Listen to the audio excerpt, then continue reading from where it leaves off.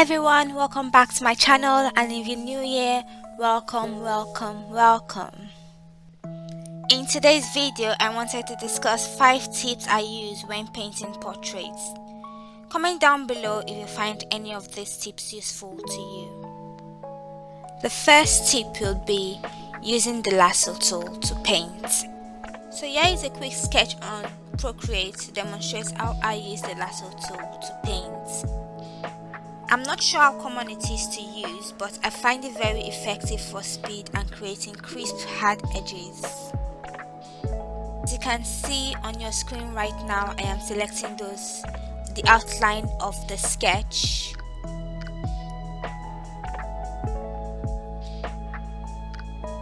And when I'm done, I just pick a color and drag it in like so.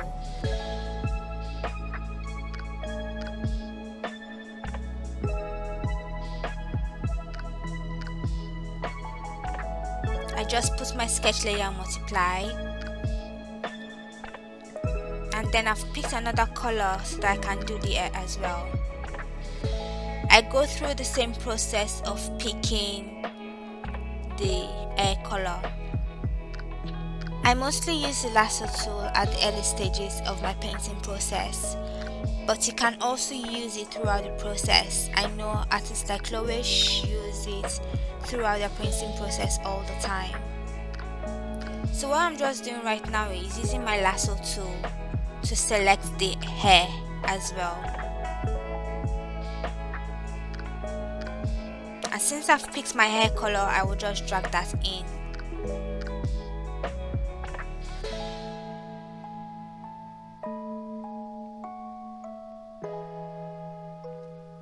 So I got a little carried away when I was coloring in the sketch, because now I am trying to come up with ideas for a little character design, but let's just move on. My next tip would be using the multiply layer for shadow. I noticed a lot of beginner fear dark shadows. In fact, I was like that as well. But in this video, I'll be showing you how you can take that bold step in making your portrait beautifully rendered. So what you can see now is one of my old drawings, and I'll be using it to demonstrate this tip. And I've removed all the shadows, all the dark shadows, so I can show you how to do it correctly. So I'm picking a reddish tone for my dark shadows, for my cast shadows. Then I've picked a layer, make sure it's on the multiply layer, and then I'll be applying the color where it is required.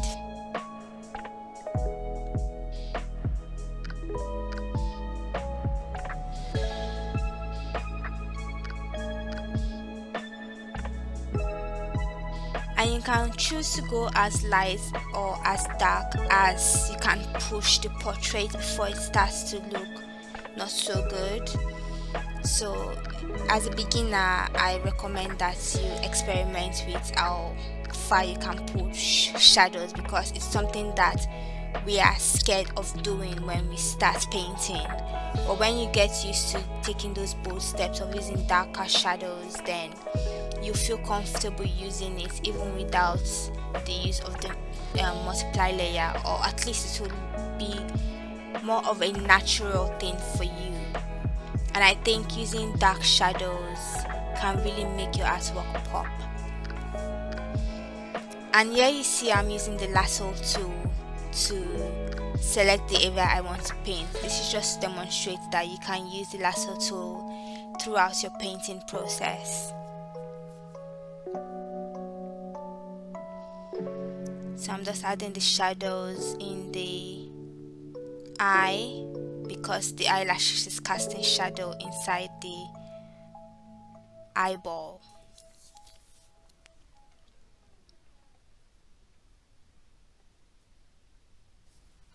So I just skipped some steps, and what I'm going to be doing now is trying to adjust the saturation, the brightness and the hue.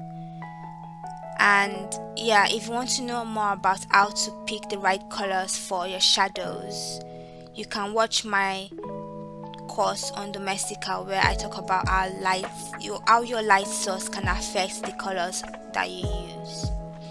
The link to that course will be in the description down below.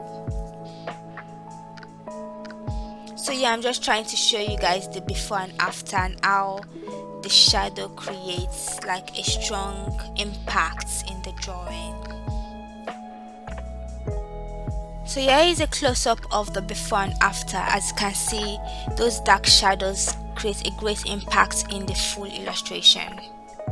Cast shadows are one of those vital details that a lot of beginners miss in their drawings, but it can create a great impact when creating your illustrations. My next tip is to choose your background color first. This is really important because the environment you are in greatly influences the hue, saturation and value of the skin, the clothing and your character in general. And like my other tips, I'll be using one of my artwork to demonstrate the concept of using painting backgrounds first. I'm just going to try and change the background color. And here is what it looks like with a green hue.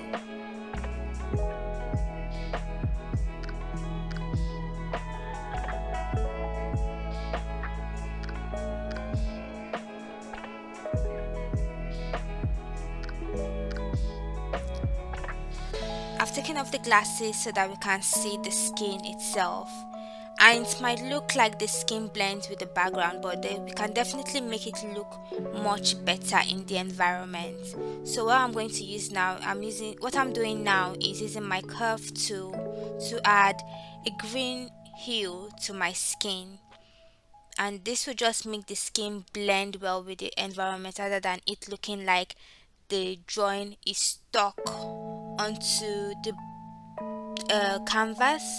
So it looks more natural this way.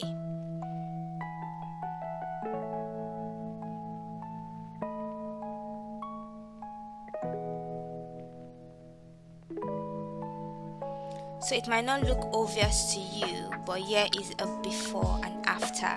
So these are things that with practice your eyes are trained to notice these mistakes and these corrections, and it's just something that you have to eyeball. There's no specific thing you can do to make it look natural. You just have to eyeball it, and that comes with practice.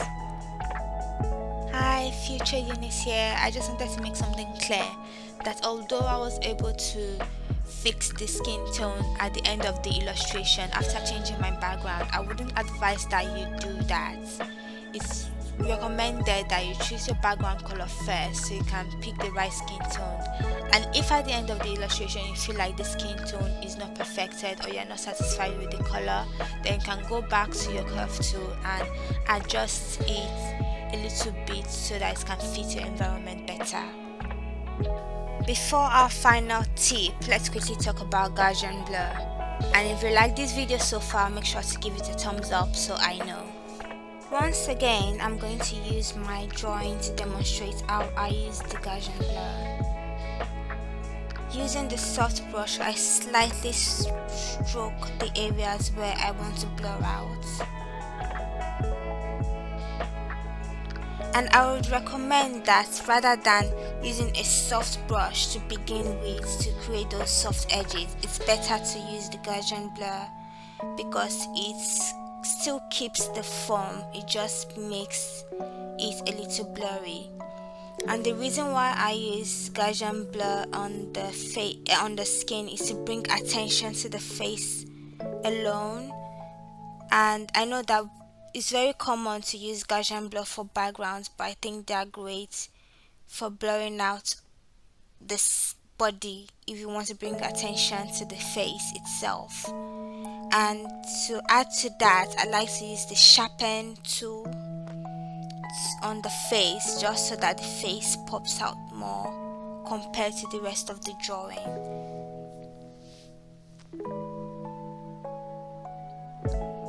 this doesn't work for all my portraits. Like if I'm doing a portrait where I want to showcase the jewelry, obviously I'm not going to use the Gaussian blur on the jewelry.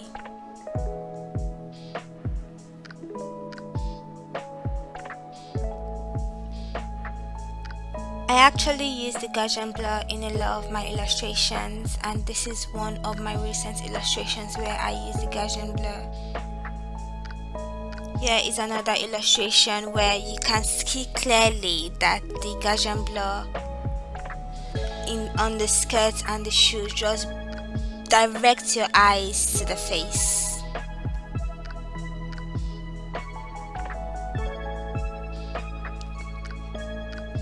And my final tip for today is to flip your canvas. This is a must know, and you probably already are aware of this tip. But just in case you aren't, flipping your canvas is super important, because when we are drawing, our eyes, gets a little desensitized to the mistakes that we make.